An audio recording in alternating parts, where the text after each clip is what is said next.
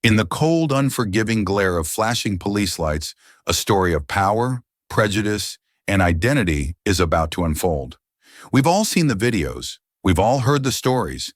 A traffic stop that feels wrong from the start. But this isn't just another statistic. This is the story of two Baltimore cops whose arrogant laughter would echo in the halls of justice before being silenced by a single, earth-shattering revelation. They thought they had cornered a nobody, a man to mock and belittle. They had no idea they were looking into the eyes of the most powerful lawman in the country. This is the story of how their worst night became a defining moment for the nation, and how karma came calling, not with a whisper, but with the full force of the United States government. The rain fell in relentless, slanting sheets, turning the affluent suburban streets of Roland Park, Baltimore, into a slick, black mirror reflecting the opulent glow of Tudor-style homes. It was just after 2 a.m. on a Tuesday. For Marcus Thorne, the rhythmic thump of the windshield wipers was a hypnotic metronome, counting down the last few miles of a grueling 17-hour day. His suit jacket was draped over the passenger seat of his leased Lincoln Continental. The knot of his tie loosened, his mind a whirlwind of classified briefings, interagency squabbles, and the crushing weight of a new immense responsibility. He was 48 years old, a career prosecutor who had climbed the ladder at the Department of Justice with a reputation for being methodical, unshakable, and impeccably discreet. So discreet, in fact, that his recent confirmation as the new director of the Federal Bureau of Investigation had been a quiet affair, a strategic move by President Armstrong's administration to avoid a political circus. The public announcement was scheduled for Friday, a mere 3 days away. Until then, he was a ghost, a powerful man operating in the shadows of transition, meeting with station chiefs and national security advisors in clandestine, late-night sessions like the one he had just left. He slowed the Lincoln to a crawl, squinting to read a street sign obscured by the deluge. That's when the world behind him exploded in a strobing torrent of red and blue. For a heartbeat, his mind, conditioned by years of high-stakes threat assessments, raced through possibilities. A tail? A security threat? But the vehicle that emerged from the rain-soaked darkness was a standard Baltimore Police Department cruiser. He felt a familiar, weary knot tighten in his stomach, a feeling he hadn't experienced in years, but one that no amount of success or status could ever fully erase. He signaled, pulled the heavy car to a smooth stop at the curb, killed the engine, and placed his hands visibly on the top of the steering wheel. He knew the drill. Two figures emerged from the cruiser, their silhouettes distorted by the rain and the blinding headlights. One was barrel-chested and moved with the slow, deliberate swagger of a man who owned the pavement he walked on. The other was younger, leaner, and quicker, almost jogging to keep up, a sharp rap on the driver's side window. Marcus powered it down, and a blast of cold, wet air filled the car. The face that greeted him was fleshy and grizzled, framed by a soaked police cap. The officer's name tag read Miller. "Evening," Officer Miller grunted, his voice a low rumble. He played his flashlight beam across Marcus's face, into his eyes, then around the pristine leather interior of the car. "You know why I pulled you over?" "No, officer, I don't," Marcus replied, his tone even and calm. He'd learned long ago that in these moments, absolute control was his only shield. "You were driving 10 miles an hour in a 25 zone, crawling along like you're casing the place," Miller said, his eyes narrowing. "This is a nice car for this neighborhood. A little too nice, maybe. License and registration?" Marcus moved with practiced slowness, narrating his actions. "I'm reaching into my jacket on the passenger seat for my wallet." He retrieved his wallet and the registration from the glove box, handing them over. Miller snatched them. He wiped a hand across his wet face and glanced at the driver's license. "Marcus Thorne. You live over in Guilford?" "That's correct, officer." "Long way from home to be driving so slow, Mr. Thorne." The second officer, whose tag read Riley, chimed in from behind Miller. Riley was younger, his face still holding a hint of nervous energy, a man eager to follow his senior partner's lead. Miller ignored him, his focus entirely on Marcus. He held up the license, then shined the light back in Marcus's face. "You look a little tense, Marcus. Got something in the car you don't want us to see? The question was a classic fishing expedition, a conversational crowbar designed to pry open a crack of fear or uncertainty. Marcus had used similar tactics himself in interrogation rooms, but from this side, it felt different. It felt like a trap being laid. "No, officer, I have nothing to hide," Marcus said. "I was just tired, trying to read the street signs in the rain. It's been a long day." Miller chuckled, a humorless, grating sound. "A long day," he says. "I'll bet. What kind of work you do, Marcus, that gets you a car like this and a house in Guilford?" The use of his first name was deliberate, a subtle stripping away of respect, a tool of casual dominance. Marcus hesitated for a fraction of a second. His official cover, for the purpose of his transitional security detail, was Special Advisor to the Attorney General. It was technically true but intentionally vague. "I'm an attorney for the federal government," he stated simply. This drew a full-throated laugh from Miller. He turned to Riley, who offered a sycophantic smirk in return. "An attorney? Hear that, Kev? We got ourselves a regular Johnny Cochran here. A federal attorney, no less." He turned back to Marcus, his smile vanishing, replaced by a cold, hard mask of authority. "Step out of the car, please, sir." "Officer, am I being detained? What is the probable cause for asking me to exit my vehicle?" Marcus's voice remained level, betraying none of the cold anger simmering beneath the surface. Miller's eyes glinted. He had his hook. "Failure to obey a lawful order from a police officer is cause enough. Now I'm not going to ask you again. Step out of the car." Marcus Thorne, the man who had stared down cartel bosses and dismantled international espionage rings, took a slow, deep breath. He knew this was no longer a traffic stop. It was a confrontation, a dangerous game of power on a dark, rain-swept street. And for now, he was on the losing side. He unbuckled his seatbelt and pushed the door open. The cold Baltimore rain began to soak his $1,000 suit. The moment Marcus's polished dress shoes hit the wet asphalt, the dynamic shifted from tense to hostile. Officer Miller seemed to swell in the humid air, a predator who had just forced his prey out into the open. "Hands on the roof of the car. Spread 'em," Miller barked, his voice sharp with command. Marcus complied without a word, placing his palms flat on the cold, wet roof of the Lincoln. He could feel the rain seeping through the shoulders of his shirt. He stared at his own distorted reflection in the rain-beaded paint, his face illuminated by the relentless strobing of the police lights. He felt Riley's hands pat him down, professionally at first, then with a lingering, unnecessary firmness around his pockets and waist. "He's clean," Riley announced. "Of course he's clean," Miller scoffed, walking around to the passenger side and yanking the door open.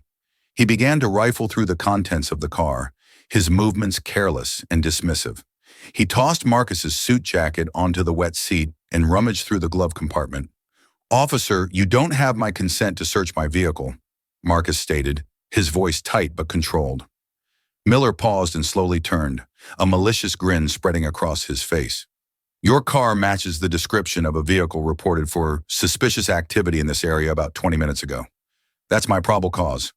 So I'd advise you to shut your mouth, Mr. Attorney, before I find a reason to add obstruction to your list of problems tonight."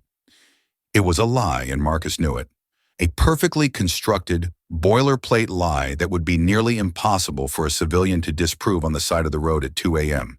It was Miller's world, and he was just a player in it. Inside the car, Miller's search became more invasive. He pulled out a leather briefcase from the passenger footwell. It was locked with a small, high-security combination lock. Well, what do we have here?" Miller said, his voice dripping with theatrical suspicion. "A locked briefcase. What are you hiding in here, Marcus? The secret recipe to your grandma's sweet potato pie?" Riley snickered on cue. "That's official government property," Marcus said, his voice hardening for the first time.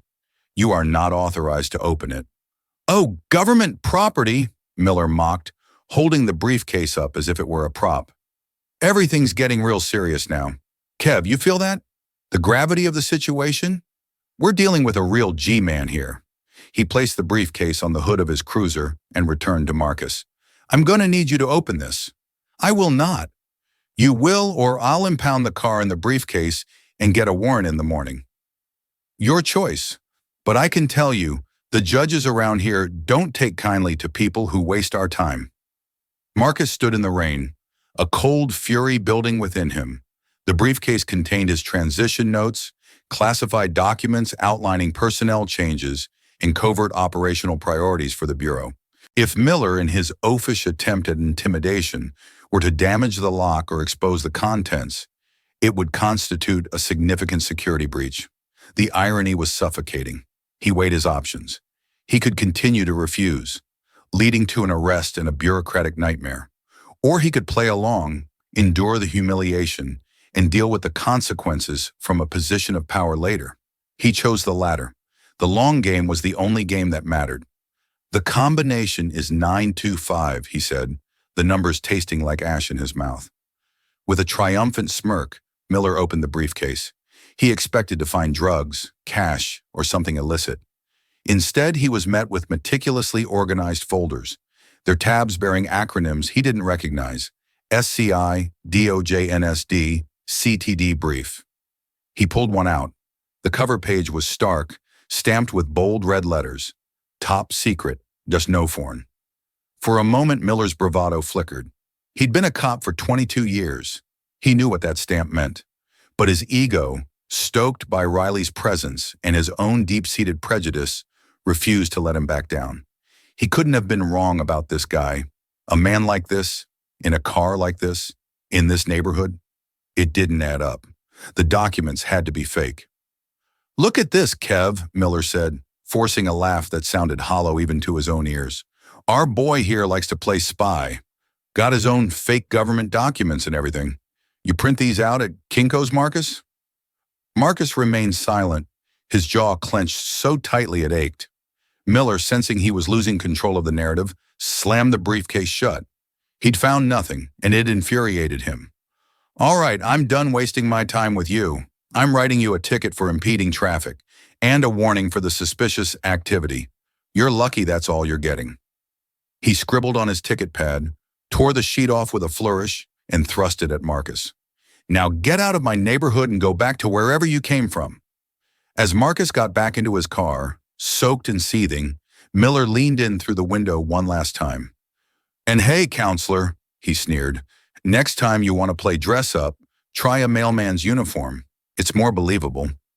The two officers laughed as they walked back to their cruiser, the sound swallowed by the rain. Marcus Thorne watched them go, his hands gripping the steering wheel. The ticket for impeding traffic was a triviality. The search, the mockery, the blatant abuse of power, that was something else entirely. It was a debt, and Marcus Thorne always saw that debts were paid in full. He didn't go home. He drove to the nearest 24-hour pharmacy, bought a cheap prepaid phone, and made a single call. This is Thorne, he said, his voice low and steady.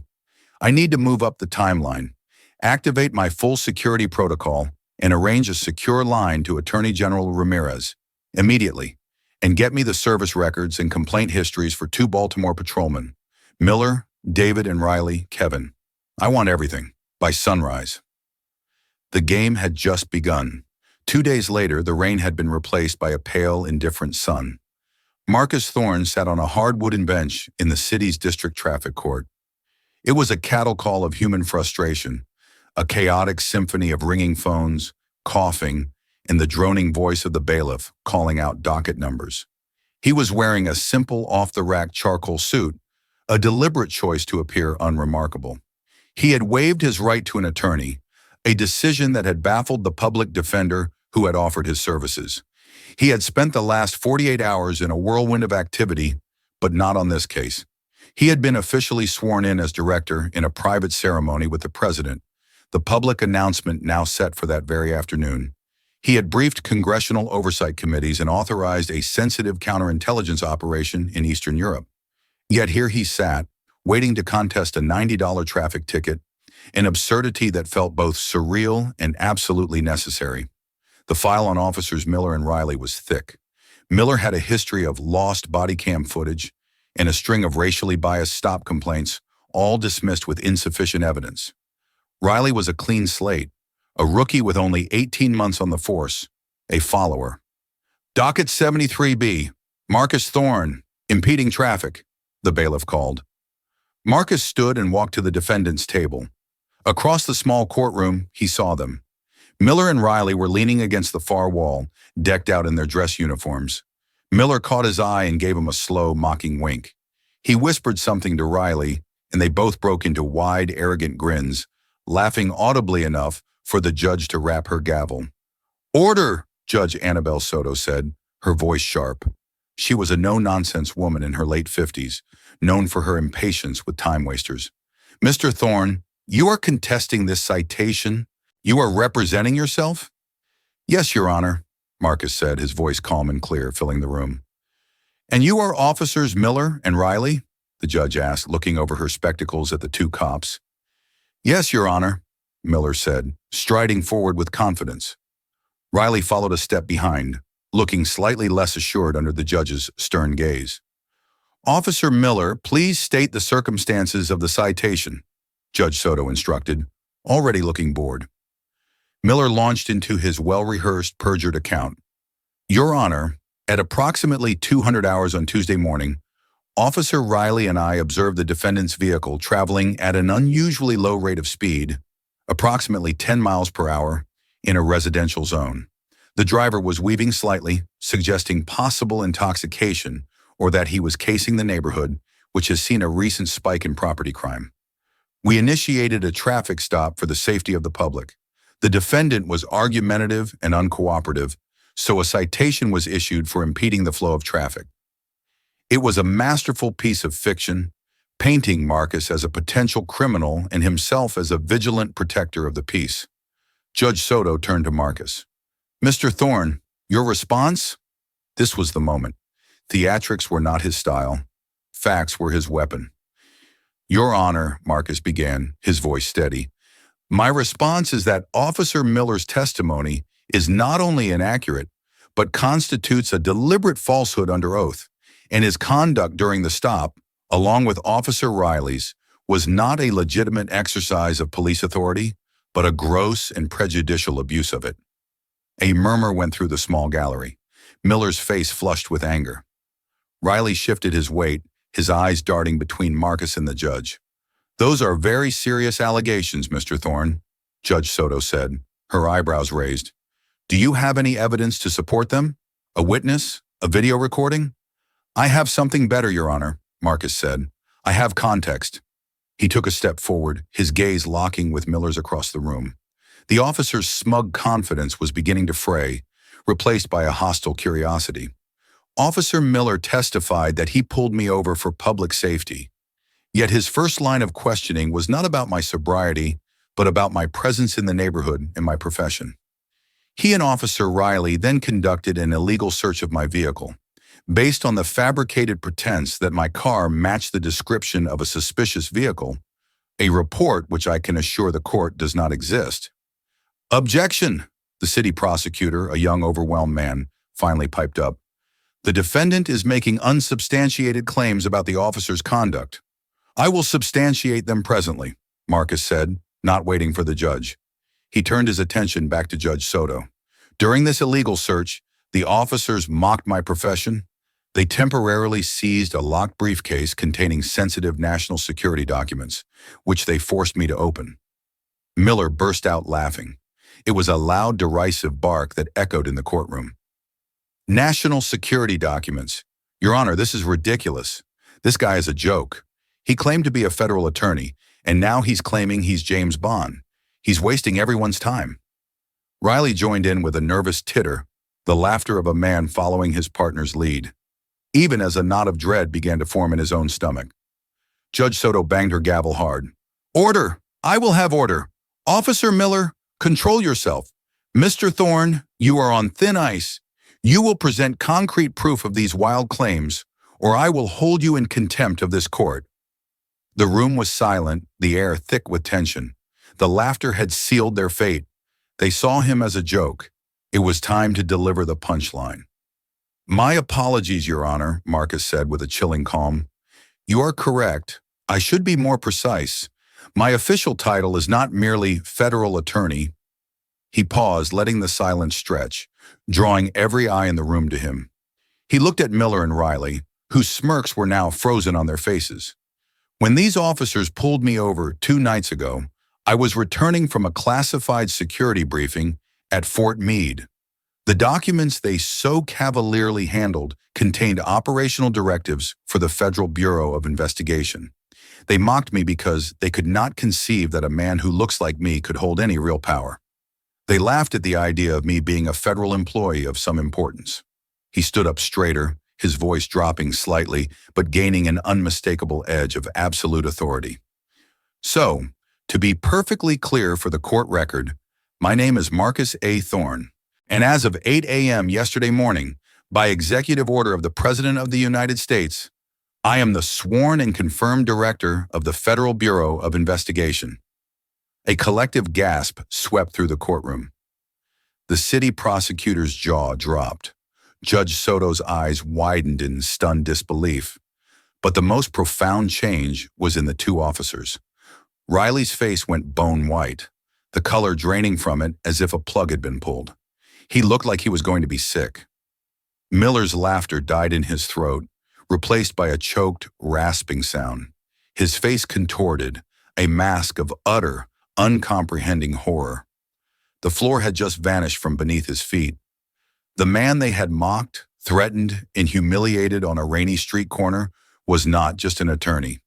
He was, in that moment, the most powerful law enforcement officer in the entire country. The silence that followed was absolute, a crushing weight that held everyone in place. It was the sound of 2 careers and 2 lives ending. For a full 10 seconds, the only sound in the courtroom was the frantic beat of Officer Kevin Riley's heart in his own ears. Judge Soto stared at Marcus, her mind struggling to process the information. She had seen countless defendants try outlandish tactics, but this was different.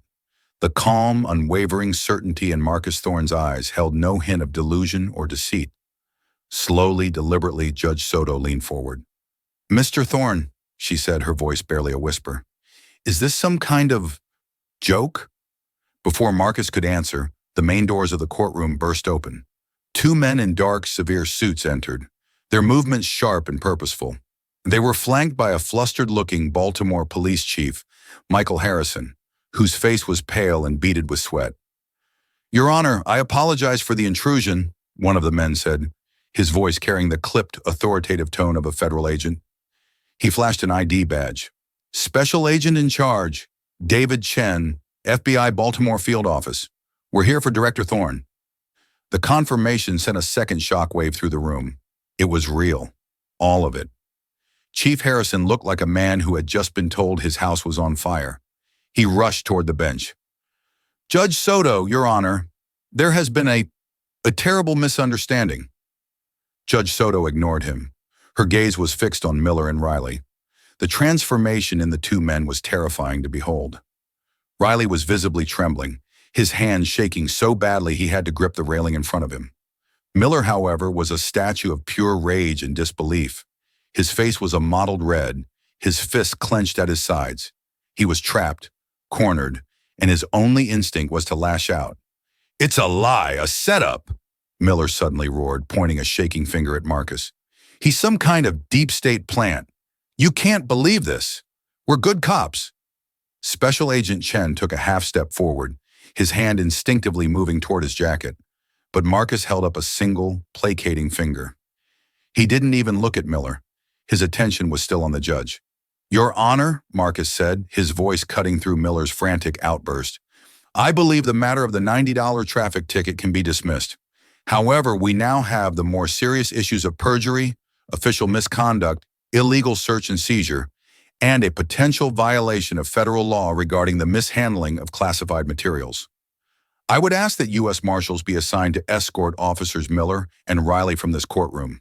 They are a flight risk and a potential threat to the integrity of the forthcoming investigation."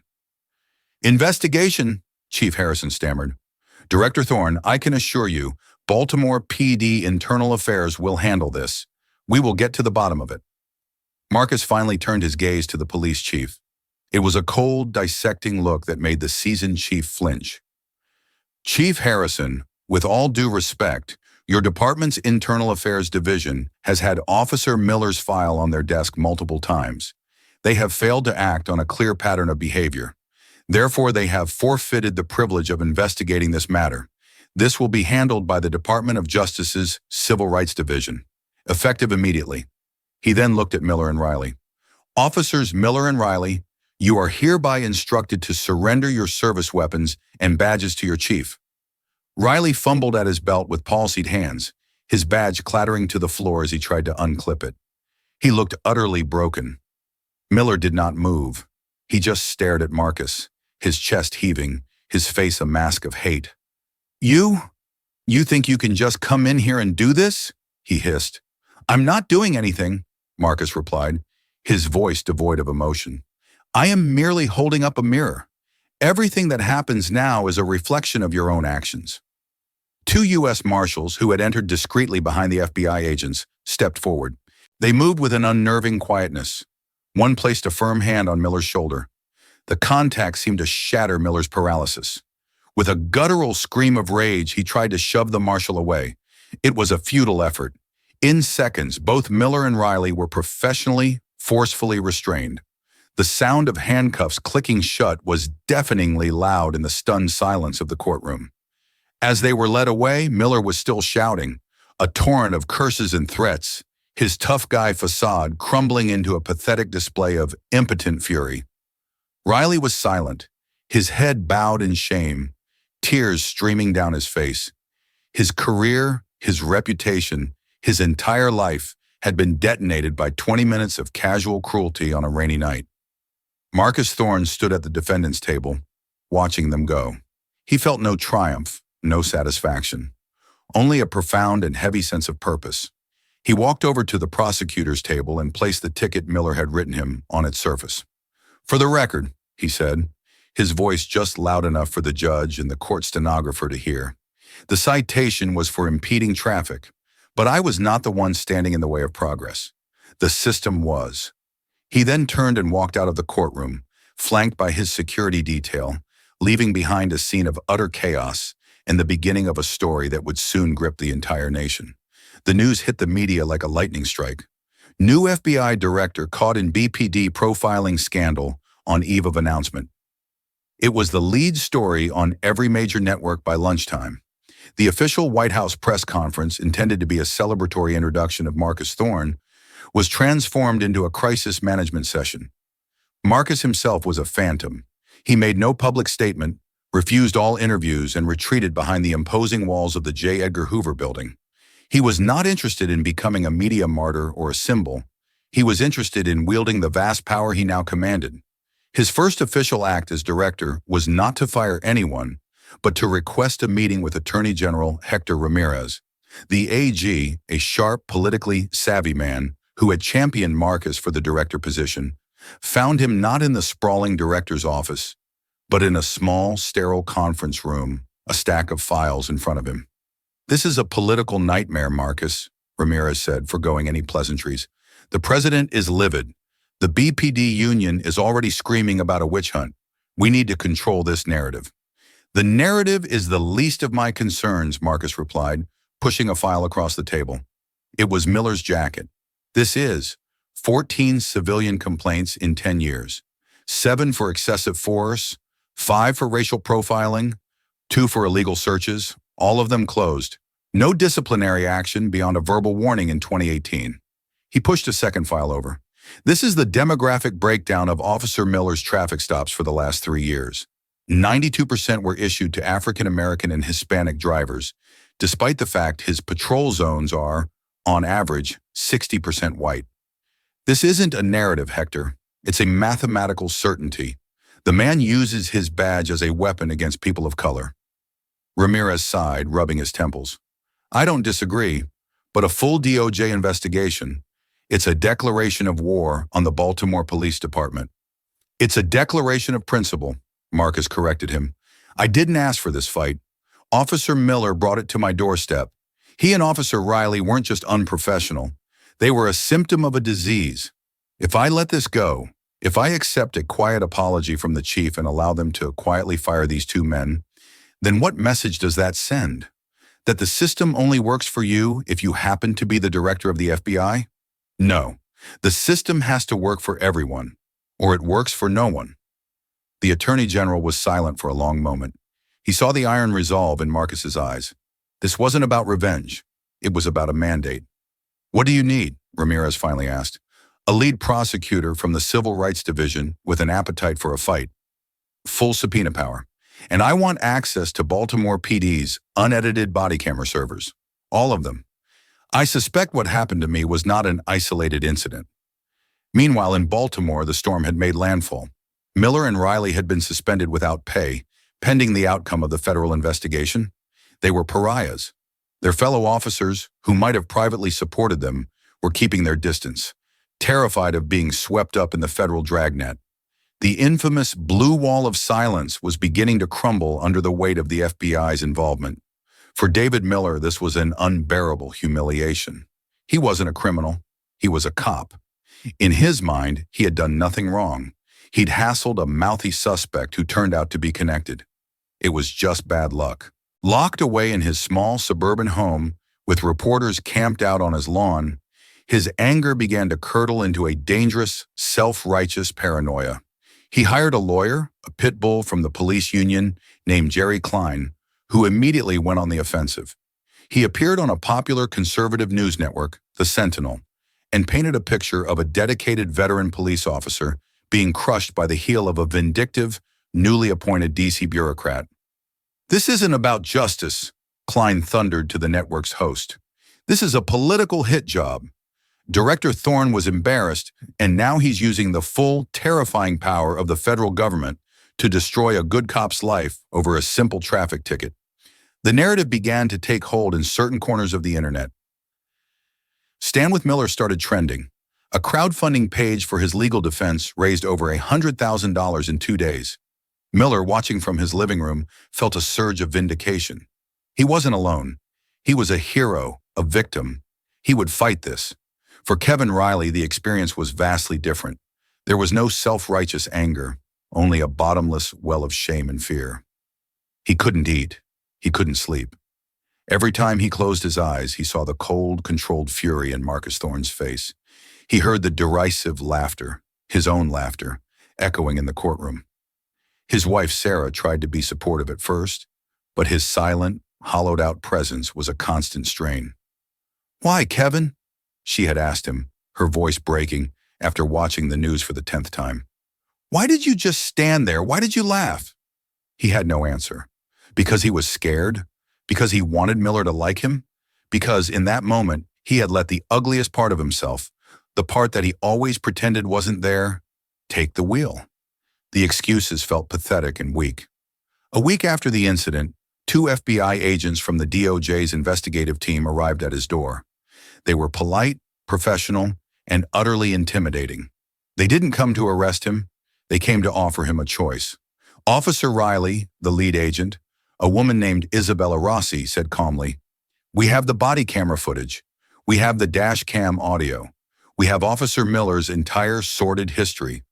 We are building a federal civil rights case against him that he will not win. Right now, you are his co-conspirator. You stood by. You participated. You are culpable." She slid a business card across his kitchen table. "But you have an opportunity to change that. You can be a witness for the prosecution. Tell us everything that happened that night. Tell us everything you know about Miller's habits. Cooperate fully, and the U.S. Attorney's Office will take that cooperation into consideration when filing charges. Or you can stand with him, and you will fall with him." The agents left. The business card sat on the table, a small white rectangle that represented the only possible path out of the abyss. But taking it meant betraying his partner, betraying the badge, betraying the unspoken code he had sworn to uphold. That night, Kevin Riley sat in his dark living room, the card in his hand, the choice tearing him apart. He knew what he had to do. The question was whether he had the courage to do it. David Miller was not a man given to introspection. He saw the world in stark, simple terms. Cops and criminals, us and them. In his narrative, he was the hero, and the forces arrayed against him were the villains. Fueled by the support from online trolls and the combative rhetoric of his lawyer, He decided to double down.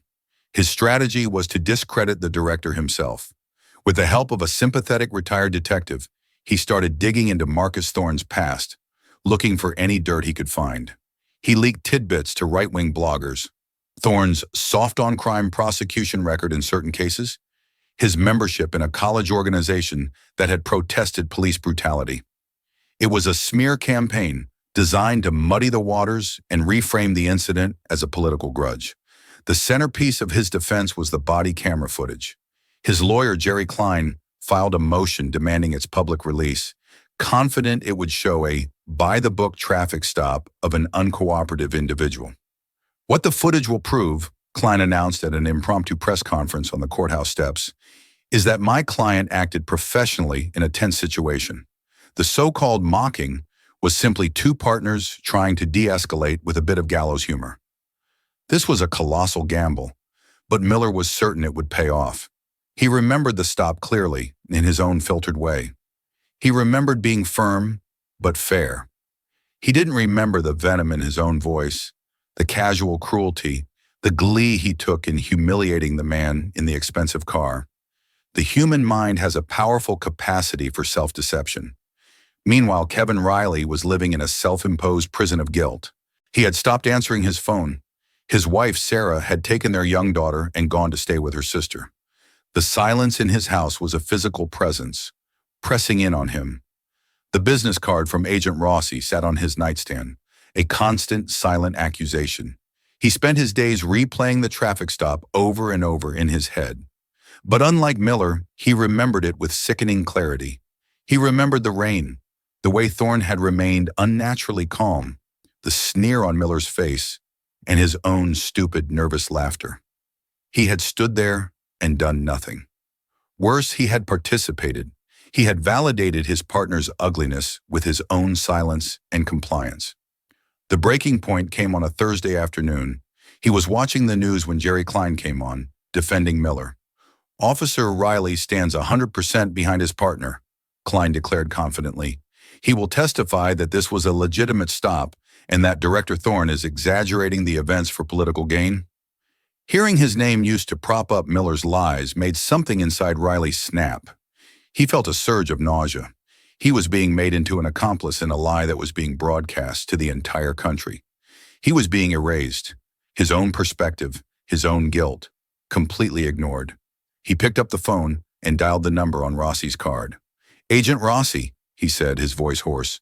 "This is Kevin Riley. I need to talk to you. I'll tell you everything." The meeting took place in a bland, anonymous office building downtown. For 3 hours, with a federal prosecutor present, Riley recounted every detail of the stop. He didn't spare himself. He talked about the culture in the precinct, how senior officers like Miller were seen as untouchable, how rookies were expected to fall in line. He confessed that he knew the stop was pretextual from the moment Miller hit the lights. "Why did he pull him over?" Agent Rossi asked, her voice neutral.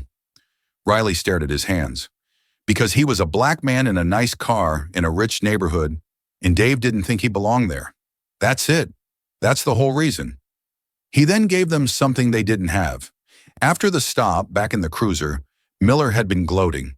And Miller, ever the narcissist, had a habit of leaving his body camera running to capture his war stories. The official BPD server automatically stopped uploads after a certain period post-incident, but the raw data often remained on the device's internal memory card for a few hours before being overwritten. The DOJ had impounded the camera, but hadn't yet done a deep-level forensic dive. Riley's testimony gave them the probable cause to do it. "He laughed about it," Riley recounted, his voice thick with shame. "See how you handle guys like that, Kev," he said. "You gotta let him know who's in charge. Make him feel small." He was proud of it. When the interview was over, Riley felt hollowed out, but also strangely light. He had finally told the truth. He had no idea what would happen to him. He would likely still face charges, lose his job, his pension, but he had severed himself from Miller's lie. The DOJ forensics team, acting on Riley's tip, retrieved the extended footage from Miller's camera. It was everything Riley had said and more. It was the smoking gun. Back in Washington, Marcus Thorne was briefed on the development. He listened intently as the prosecutor detailed Riley's confession and the existence of the damning after-action audio. Miller's lawyer is still demanding the release of the footage, the prosecutor noted. He thinks it's his ace in the hole. A rare, grim smile touched Marcus Thorne's lips. Then we will give it to him. We will give it to the world. Let him have his public hearing. Let everyone see the unedited, unvarnished truth of what men like him do when they think no one is watching. The stage was set for the final act. David Miller, champion of the common cop, was about to be devoured by his own hubris, live and in high definition. The federal courtroom was packed. This wasn't a trial, but a preliminary hearing on the DOJ's civil rights case against Officer David Miller. The media was there in force, drawn by the explosive combination of race, power, and policing. Miller sat at the defense table, looking confident. He had become a minor celebrity in the right-wing media ecosystem, a symbol of the persecuted cop. He believed his own hype. He was going to win.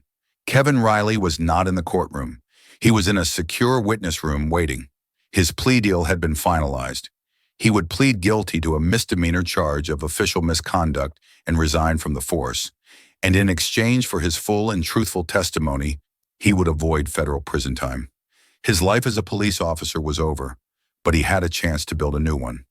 The DOJ's lead prosecutor, a formidable woman named Alana Washington, stood to address the court. Your Honor, the defense has repeatedly demanded the public release of the body camera footage from the night in question, claiming it will exonerate Mr. Miller. The government agrees. We believe the public has a right to see the events as they transpired. Jerry Klein, Miller's lawyer, beamed. He had won. He had forced the government's hand. We will play two pieces of footage, Washington continued. First, the dash cam footage from Officer Miller's vehicle, which provides a wide view of the entire stop. Second, the full, unedited recording from Officer Miller's own body-worn camera, including the audio recorded in his vehicle immediately following his interaction with Director Thorne. At the mention of the extended audio, a flicker of uncertainty crossed Miller's face. He glanced at his lawyer, who gave him a reassuring nod, though Klein himself felt a sudden pang of anxiety. The courtroom lights dimmed, and the large screen on the wall came to life. The dash cam footage played first. It showed the Lincoln pulling over smoothly, Marcus Thorne exiting the car as instructed, his hands always visible, his posture non-threatening. It completely contradicted Miller's initial report of an uncooperative and argumentative suspect. Then came the body cam footage. The audio was crystal clear. The courtroom heard Miller's condescending tone, his baseless accusations. They heard him use Marcus's first name with casual disrespect. They heard the lie about the car matching a description of a suspicious vehicle. They heard the forced entry into the briefcase. And they heard the laughter, the arrogant, dismissive laughter from both Miller and Riley. The air in the courtroom grew heavy and cold. The reporters scribbled furiously. Miller's confident smirk had vanished, replaced by a pallid, sweaty sheen. Then came the final, damning piece. The footage shifted to the inside of the police cruiser after they had driven away. Miller was behind the wheel, a triumphant look on his face. "See how you handle guys like that, Kev?" His voice boomed through the courtroom speakers, filled with smug satisfaction. "You gotta let him know who's in charge. Make him feel small. That little speech he gave about being a federal attorney? Pathetic. I almost locked him up just for the fun of it.